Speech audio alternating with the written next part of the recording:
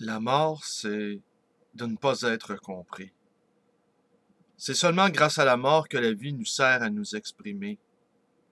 Et Pasolini, Pierre Paolo Pasolini rajoute, être immortel et inexprimé, ou s'exprimer et mourir.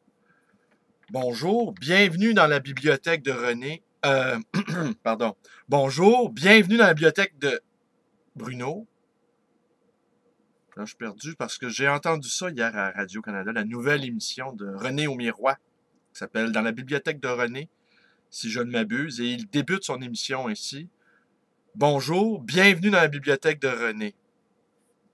Alors, sans doute, ces recherchistes ou les concepteurs de cette nouvelle émission sont peut-être tombés par hasard sur l'une ou l'autre de mes vidéos, parce que vraiment, j'ai colonisé YouTube.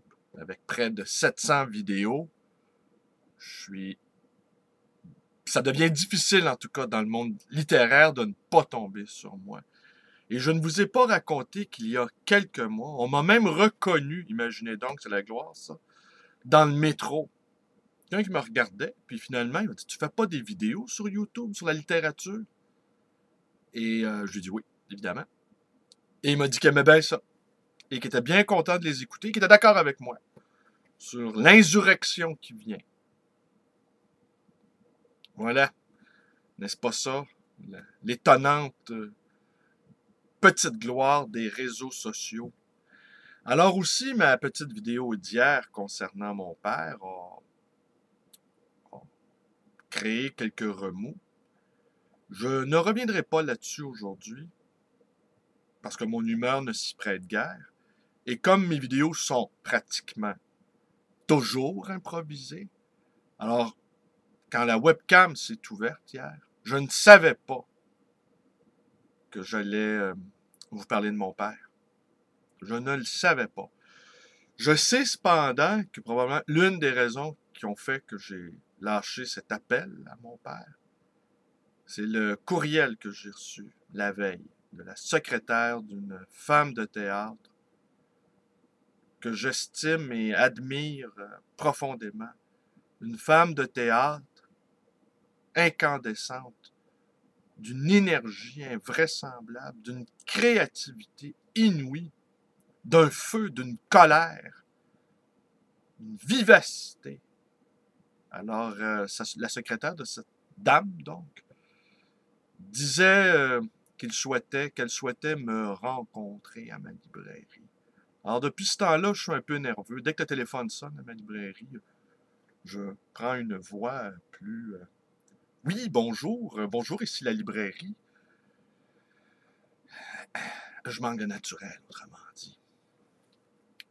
Mais je dirais simplement une petite chose. Je dirais simplement une petite chose sur la vidéo d'hier que j'ai consacrée à mon père.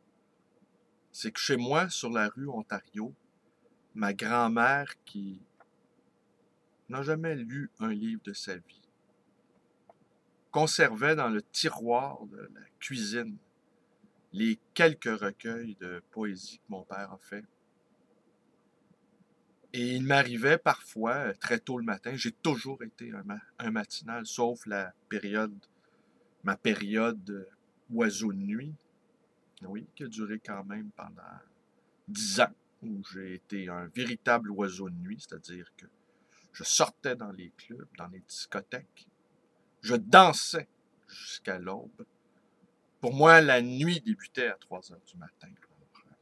J'aurais été le genre aujourd'hui à aller dans des raves, à prendre de l'ecstasy et à danser 24 heures, pendant 24 heures. Maintenant, autre temps, autre mœurs.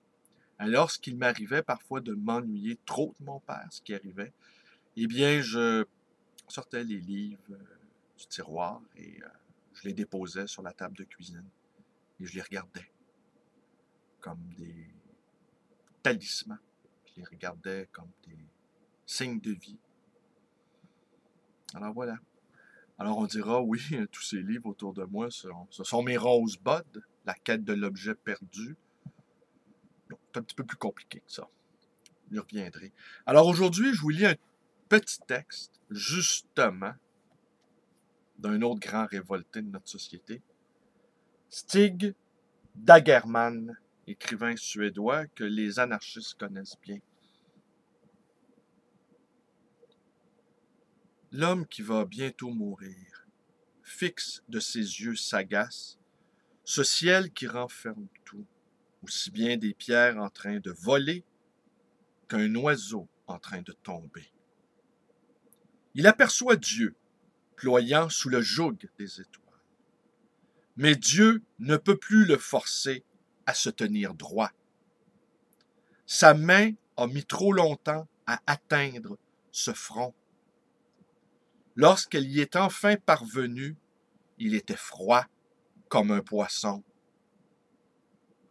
L'homme qui va bientôt mourir demande au monde « Que me donnerais-je? Que me donnerais-tu si je reviens sur ma décision? » Il connaît bien la réponse. Une rose, un réveil matin, ou bien une cocktail party. S'il ne s'en contente pas, on le traitera d'ingrat. On dit qu'au moment de la mort, les animaux gagnent des endroits tellement retirés que personne ne peut les trouver. Seul le chasseur voit mourir les animaux. Et qui sait ce dont il est témoin est véritablement la mort. Peut-être lui donne-t-on le change et lui offre-t-on seulement le spectacle d'une blessure ou d'un œil qui s'éteint. Mais le spectacle de la mort est peut-être quelque chose de tout différent et de bien plus simple. Pour l'animal, la mort est-elle une honte qu'il cherche à cacher, ou bien une fête à laquelle il est seul invité? Combien de petits animaux ne meurent-ils pas obscurément à l'ombre de l'éléphant? Mais l'éléphant lui-même, à l'ombre de qui meurt-il?